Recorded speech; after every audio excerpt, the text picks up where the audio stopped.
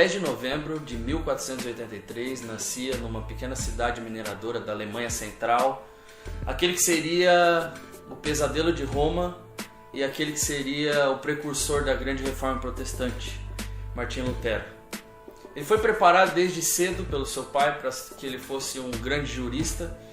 e numa das idas dele à universidade, em 1505, ele é acometido por uma grande tempestade e um raio cai ao lado dele, ao ponto dele cair no chão e ele clamar pela misericórdia da Santa Ana naquela situação, prometendo se tornar um monge se ele fosse liberto daquela circunstância. Isso acaba levando Martinho Lutero a um monastério agustiniano e ele passa boa parte de sua vida ali no monastério.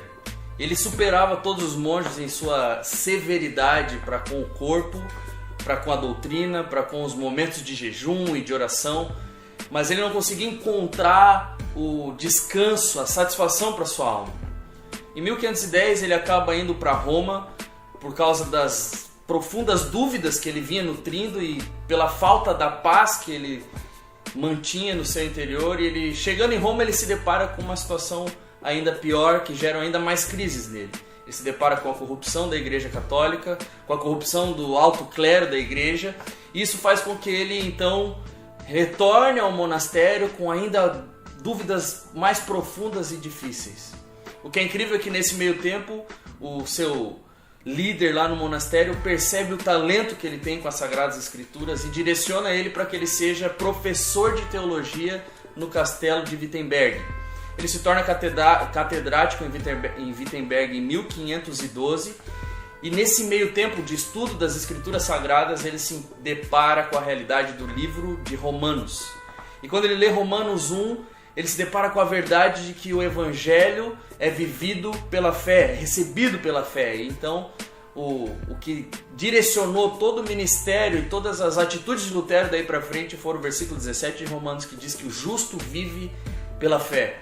Ele teve um encontro real com a fé salvadora em Jesus Cristo, e daí por diante ele começou a atacar alguns abusos da Igreja Católica, que culminou no dia 31 de outubro de 1517, com as suas 95 teses pregadas na porta do castelo de Wittenberg.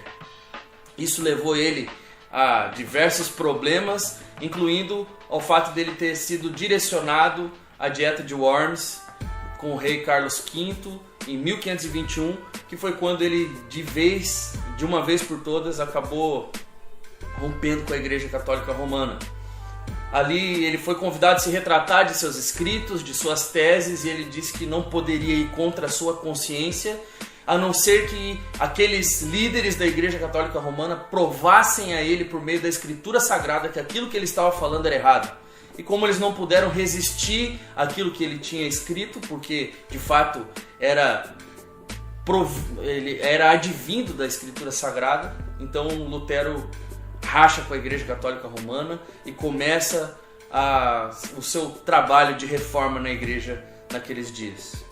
Ele, então, após isso, traduz o Novo Testamento para alemão, e é estimado que em cerca de 3 anos da tradução do Novo Testamento alemão, mais de 100 mil cópias tenham sido feitas com o impulsionamento da imprensa por meio de Gutenberg, e toda a Alemanha passou a ter acesso então aos escritos do Novo Testamento na sua própria língua. Em 1546, no dia 18 de fevereiro, Lutero, aos seus 62 anos, comia uma refeição em sua casa, sentiu fortes dores no peito, se deitou em sua cama